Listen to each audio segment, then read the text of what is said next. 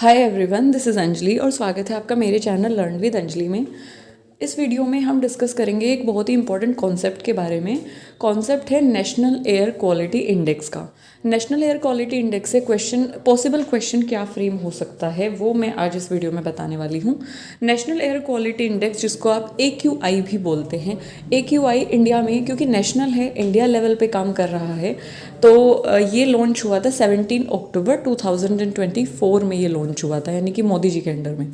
हाँ जी, तो national air quality index जो एक तरीके से मॉनिटर करता है, डिफरेंट डिफरेंट गैसेस इसमें दी गई हैं जिनको पॉल्यूटेंट गैसेस बोलते हैं।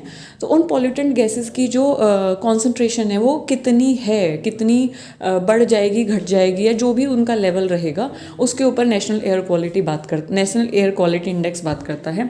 तो वो सब तो हम इस वीडियो में डिस्कस नहीं करेंगे क्योंकि ये थोड़ा सा फिर लेंदी कॉन्सेप्ट हो जाएगा, हम डाइवर्ट हो जाएंगे अपने टॉपिक से। मेन हमारा ये है कि क्वेश्चन क्या फ्रेम हो सकता है यहाँ से। तो क्वेश्चन फ्रेम हो सकता है सबसे पहला यहाँ से कि नेशनल एयर क्वालिटी इंडेक्स यानी कि AQI लॉन्च कब हुआ था। तो 17 अक्टूबर 2024 में ये लॉन्च हुआ था।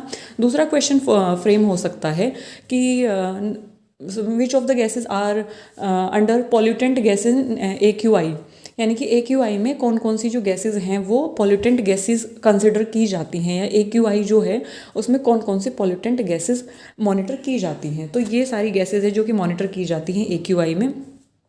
वहाँ पे आपको ऑप्शन दिए जाएंगे, you have to eliminate the wrong one and you have to select the right one.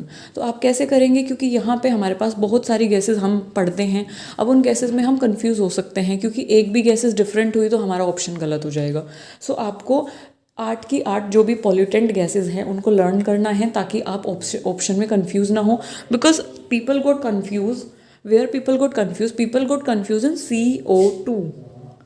लोग CO2 में कंफ्यूज हो जाते हैं कि CO2 क्योंकि हम CO2 हमेशा पढ़ते हैं इन्वायरमेंट में कि हाँ CO2 it is a harmful gas, it is a pollutant gas and all that. तो पीपल गोट कंफ्यूज कि AQI में ये ऐड है, जिसकी वजह से एक रीसेंट, मुझे याद नहीं है किस शिफ्ट में क्वेश्चन था, बट ये क्वेश्चन आया हुआ था तो उसमें CO2 दिया हुआ था ऑप्शन में। तो CO2 की वजह से कन्फ्यूजन क्रिएट हो गई थी। तो ध्यान रखना कि CO2 यहाँ पे ऐड नहीं है पॉल्यूटेंट गैसेज में। दे आर 8 पॉल्यूटेंट गैसेज जिसमें कुछ गैसेस हैं, कुछ पार्टिकुलेट मैटर हैं, जैसे कि PM10 है। PM का मतलब है पार्टिकुलेट मैटर। पार्टिकुलेट मैटर मतलब कि जो गैस में सॉलिड लिक्विड के जो भी पार्टिकल्स प्रेजेंट होते हैं उनको पार्टिकुलेट मैटर बोला जाता है।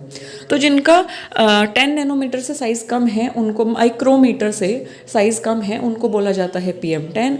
और जिनका 2.5 माइक्रोमीटर से कम है उनको बोला जाता है PM2.5। फिर है हमारा ये भी पूछ लिया जाता है PM10 और PM2.5 भी पूछ लिया जाता है कि कितने से लेस देन होगा। तो ये भी पूछ लिया जाता है कभी कभी।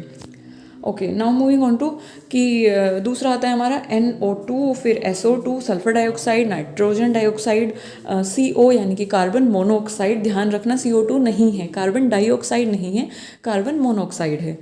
फिर इसमें है ozone is also secondary pollutant gas which is very harmful. Tropospheric ozone की हमने बात की है यहाँ पे। एक मेरी वीडियो है जिसमें हमने लेयर्स ऑफ एटमॉस्फेयर को डिस्कस किया है, तो वहाँ पे आपको इसका एक तरीके से आइडिया मिल जाएगा। अमोनिया और लेड, सो ये 8 हमारी पॉल्यूटेंट गैसेस हैं जिनको कंसिडर किया गया है AQI इंडेक्स में। सो आई होप आपको इससे काफ़ी इन्फॉर्मेशन मिली होंगी रिगार्डिंग योर एग्ज़ाम और क्वेश्चन किस तरीके से फ्रेम हो सकता है, बिकॉज ये काफ़ी इंपॉर्टेंट कॉन्सेप्ट हो जाता है। तो प्लीज़ इसे ध्यान से पढ़िए और इसको लर्न करके जाइए।